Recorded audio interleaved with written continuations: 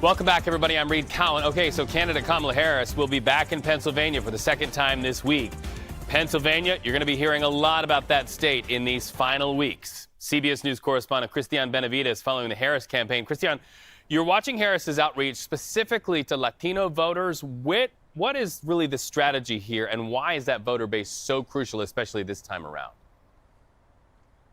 Reed, we're here in Doral, Florida. I'll give you a sense. I'll just sort of set the scene for you. Just about a mile from here, former President Donald Trump is holding a town hall with Latino voters. Why are they such an important voting bloc for both sides? Well, in the past few elections, we've seen that the Latino vote, the Latino electorate, has sort of been shifting away from the Democrats, and particularly here in South Florida, we've seen it skyrocket for the Republicans. And so, as sort of a rebuttal to this town hall that former President Donald Trump is holding about a mile away from here at Univision with Latino voters, the Harris campaign held a press conference here to sort of stress their points and their message to Latinos. So what is their message? Part of the message has to do with immigration. So they brought out families that were separated during the Trump administration,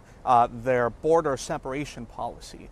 And I spoke to a child, a young girl who crossed the border with her mother when she was 6 years old, and she had been separated from her for 3 years. Let's take a listen to what she told me, and then we'll talk about it on the other end. I feel like it was hard for me, but I was brave enough to be without my mom. But at the same time, every day I prayed at night to get back with her and my dad after he got deported. So part of the strategy by Democrats is, in a way, reminding Latino voters of this policy that had taken place back when the former president was in office, controversial policy. But aside from immigration, what Democrats have struggled to do when you talk to Latino voters is stress the message of how they're going to address the economy. And that's when you speak to Latino voters down here, particularly in South Florida, or Latino voters that have been shifting away from the Democrats, that's sort of one of their primary concerns. And as we've seen in polling, Trump still is doing better than Harris in some polls when it comes to the economy, and a majority of polls. And so Latinos down here, they look at that. They also look at messaging as far as Republicans and what they've been able to do in areas like South Florida, where you've got large Cuban immigrant populations, you've got large Venezuelan immigrant populations, and their messaging on items such as socialism has been quite effective when it comes to Latino voters. That's why we saw Miami-Dade County for the first time in generations vote for a Republican governor, Ron DeSantis. And most polling down here in Miami-Dade County shows that Latinos are choosing Trump over Harris, which is why the Harris campaign has been trying to get out this message to Latino voters, sort of reminding them in a way about the immigration policies that former President Trump had, but also trying to get the message across of what they would do when it comes to the economy, which is a key issue for this voting bloc. I saw it firsthand, presidential race after presidential race, that very conversation on socialism happening. Cafe Versailles in Little Havana, as you know, it is a stopping ground for every presidential candidate and really shapes the narrative on that issue as well. But also 15 years ago, I remember traveling with Representative Ileana Ros-Lehtinen to Washington, D.C. with the young dreamers who are now older and very much in the workforce. So people very much know about this subject in Miami. Before we leave you, I have to ask you about this.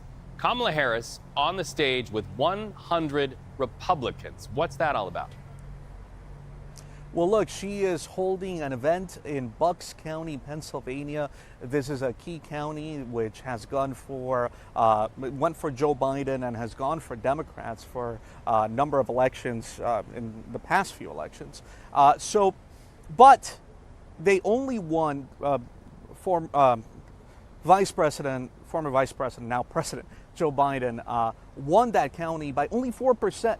So the Harris campaign at this point is on the defensive in a way, trying to get some of those crossover voters. Perhaps, she's going to be on stage with about 100 Republicans who are saying that they're going to vote for Harris. So at this point, what she is looking to do is get that crossover appeal to some Republicans or some moderate, some people who may be on the fence, some moderate Republicans, folks that may be on the fence about what is it that could potentially give them an appeal to Kamala Harris, what could potentially get them over to her side.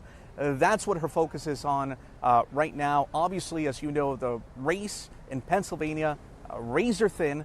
So right now it's all about doing those events, getting out the message. She's going to need some moderate Republicans, some crossover voters in order to be able to win that key state.